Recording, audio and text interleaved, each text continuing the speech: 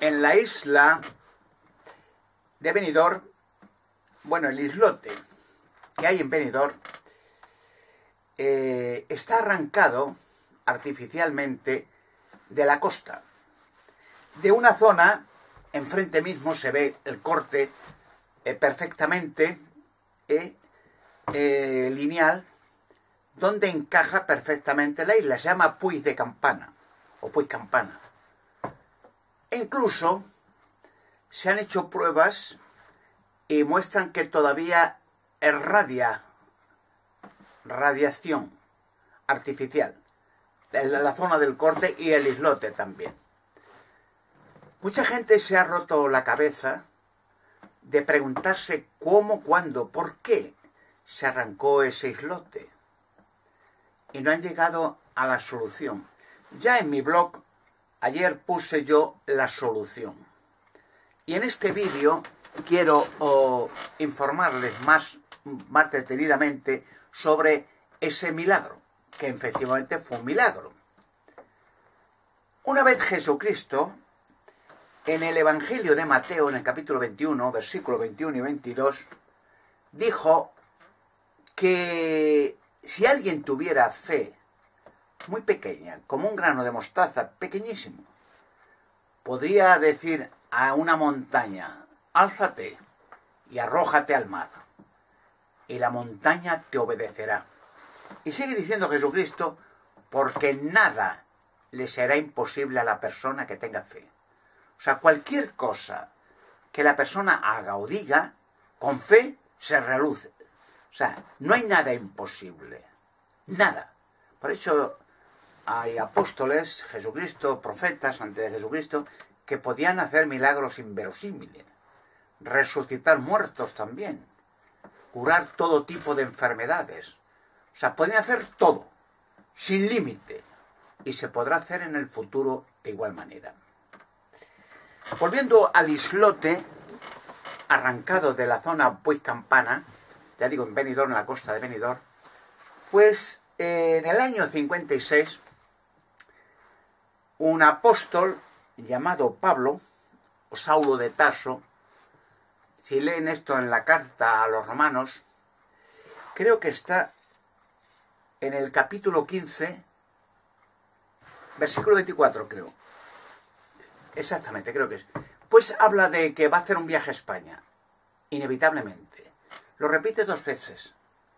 Y efectivamente llega a España, porque al apóstol se le llamó el apóstol de las naciones. Fue el que más naciones de Europa y de Asia visitó, y de otras partes del mundo. Pablo nunca estuvo en España, ni en Italia, ni nada, lo que dicen los católicos, el apóstol Pedro. Ese no estuvo jamás. Ese estuvo en Babilonia, pero jamás estuvo. En España estuvo Pablo, como estuvo en Roma y como estuvo en Grecia, como estuvo en otras partes del mundo, de Asia Menor. Pero jamás el apóstol Pedro. Bueno, volviendo a Pablo, pues llegó a España y visitó algunas congregaciones de judíos, porque la congregación más antigua de judíos está en España. Una congregación de judíos, una sinagoga, en Toledo, que es la más antigua de España, donde la dejó hace 3000 años, cuando vino Salomón a España a hacer la cueva de Hércules. Vino en una nave voladora a dejar el arca de la alianza guardada en secreto en una cueva y hacer otras cosas en España. Incluso llevarse de España durante 40 años oro de Ofir en naves voladoras de España a Israel. Venía cada 3 años, lo dicen las escrituras sagradas. Se llevaba naves enteras de oro. Luego España, yacimientos de oro los hay inverosímiles, gigantescos. Podía ser posiblemente España, de toda Europa, o incluso hasta del mundo, el país donde más oro hay. Pero lo guardan en silencio astutamente los corruptos y los ladrones y déspotas. Entonces el apóstol Pablo llega a España en el año 56, además lo dicen las escrituras, ¿no? Y se encuentra con gente. Por cierto, que Pablo, con dones de lenguas que tenía, como muchos miembros de las primeras congregaciones primitivas, podía hablar casi todos los idiomas, sin problema. A partir del año 33 de Pentecostés, que hubo un milagro, que más de 120 personas empezaron a hablar todas las lenguas de la tierra, milagrosamente. O sea que no había dificultad en el idioma. Y cuando llega a España, Pablo, pues encuentra gente, empieza a judíos y otras, que les habla naturalmente de las bendiciones que vendrán cuando el reino que enseñó Jesucristo, el Padre nuestro, se establezca en la tierra y deje de morir la gente, de enfermar, de sufrir, y se elimine el mal de la tierra, ¿no? Y viva la gente para siempre, como es el propósito de Dios, sin que coste nada, en absoluto. Y entonces la gente le pidió a Pablo que, bueno, que ese poder que tenía, Pablo le explicaba, no hay nada imposible, tú tienes fe, haz lo que quieras, pide lo que quieras, y se te será concedido. Y efectivamente le dijo, pues muéstranos un acto de fe. A ver, Jesucristo le explicó que había dicho, con una fe, como un grano de mostaza, tú dices a una montaña, álzate y échate al mar, y la montaña se alza y te obedece. Y claro, para eso, aquellas personas que escuchaban a Pablo, era inverosímil, eso, bueno, imposible. Y Pablo dijo, vais a ver que es posible.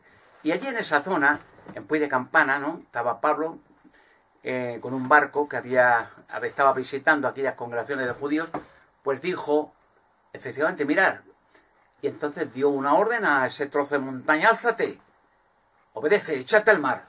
Y se alzó el trozo de montaña y se cortó linealmente y se echó en el mar, donde hasta el día de hoy. Por eso muchas veces se han hecho radiaciones, se han hecho pruebas y emite radiaciones. Está cortado artificialmente ese trozo de islote que encaja perfectamente con el trozo de montaña que falta, que se ve justo enfrente. El apóstol Pablo, después del viaje a España, que viajó Grecia también, en los Corintios, pues si lo leen esto en primera carta a los Corintios, capítulo 13, versículo 2, él dice que él podía mover montañas y alzar montañas. O sea, él lo recuerda que lo hizo. E incluso hay un detalle interesante que él habla de que visitó algo más que otros países. Visitó el centro de la tierra. Entonces hay una palabra de Pablo que a veces son inentendibles en la segunda carta a los Corintios, en capítulo 12, versículo 1 al 4, donde Pablo dice que hizo un viaje extraordinario al tercer cielo. Y le voy a explicar por qué. El primer cielo es una otra dimensión donde se halla el creador del universo. El segundo cielo es el que vemos frecuentemente, el cielo estrellado, ¿no?, las nubes, la atmósfera. Y el tercer cielo es el que hay en el centro de la tierra, que hay continentes, bosques, animales, millones de personas y muchas sorpresas más que hay en el centro de la tierra. Ese es el tercer cielo, donde dice Pablo que no comprendía, hizo un viaje de transferencia como lo hizo el profeta Enoc hace casi más de 5.000 años, y fue trasladado al centro de la tierra, como irá a parar mucha gente y como ha ido a parar mucha gente, que ya lo explicaré en su día, quiénes están en el centro de la tierra, aparte de Enoc y Elías, y qué hacen allí, y qué continentes hay allí, qué hay preparado allí. Es impresionante, ¿no? Y cómo esos personajes que hay en el centro de la tierra gobernarán sobre la superficie cuando todo esto haya desaparecido, el mal de la tierra, y quién lo promueve.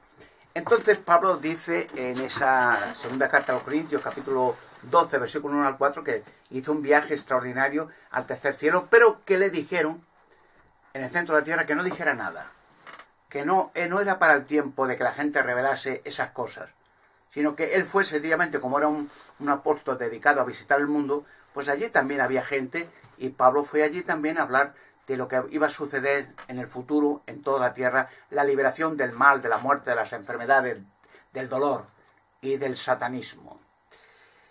Y lo explica que le habían prohibido decir eso. Por cierto, en el año 1947, un almirante norteamericano, almirante Evelyn Beer, pues hizo un viaje, sin saberlo, al centro de la Tierra, 2 veces, por el polo norte y por el polo sur, porque la abertura al centro de la Tierra es por los polos. Ya lo explicaré otro día, los polos, los hielos que hay en la Antártida son artificiales, como los que hay en el polo norte.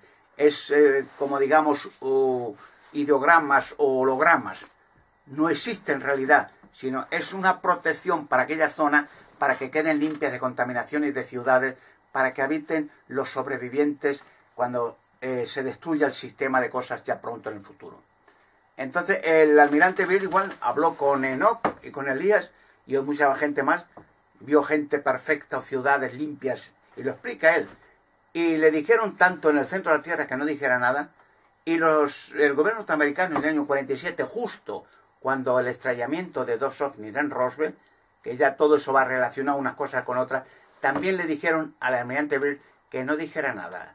Secreto de Estado, como a mí ocurre cuando yo intento hablar en los medios de enseñar el Arca de la Alianza en España, los gigantes entre las rocas, la cueva de Hércules. Están muchas emisoras y productores prohibido que yo hable en medios de comunicación alguna, lo prohíben, bajo amenazas hasta de cierre de empresa. Así que este apóstol, llamado Pablo o Saulo de Tarso, fue el que hizo ese milagro de en esa zona montañosa, ese trozo de montaña, después de Campana en Benidorm, lo arrancara solamente con su mandato, con su voz, y se trasladara y se echara, como dijo José Otero, al mar. Ahora ya saben un secreto más de cosas que la gente le ha dado durante siglos por pensar. No lo podían entender, cómo es posible que ese islote, quién lo arrancó de allí y para qué. Así que ya lo saben. Por cierto, también las Escrituras dice, otros de los secretos que ya se revelarán en su día, cómo desapareció algunos profetas, Elías el profeta. Ya dice en la Escritura que vinieron carros de fuego, o sea, ovnis, digamos, se lo llevó al centro de la tierra, claro, y sigue vivo todavía como Enoc, el profeta.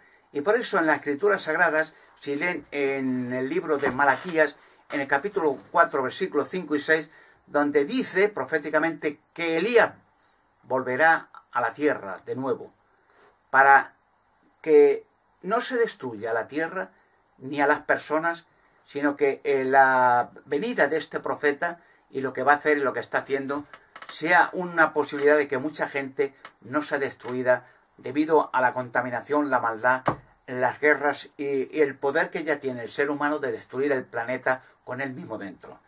Así que hay muchas sorpresas inesperadas que se revelarán en el futuro. Y una cosa más, ya saben, ese milagro de quién arrancó el trozo en Puy de Campana, quién lo echó al mar, quién fue y por qué motivo. Así que, amigos, estamos en la era de revelaciones, de enigmas y misterios. Y como dijo Jesucristo, que no hay nada oculto, que nunca llegue a saberse. Y él dijo, no hay nada sumamente escondido, sea donde sea, que nunca salga a la luz y que nunca llegue a manifestarse. Lucas capítulo 8, versículo 17. Estamos en esa era de descubrimientos y revelaciones, para bien de la humanidad, para bien de mucha gente que anhela el día de liberación. Un fuerte abrazo, amigos.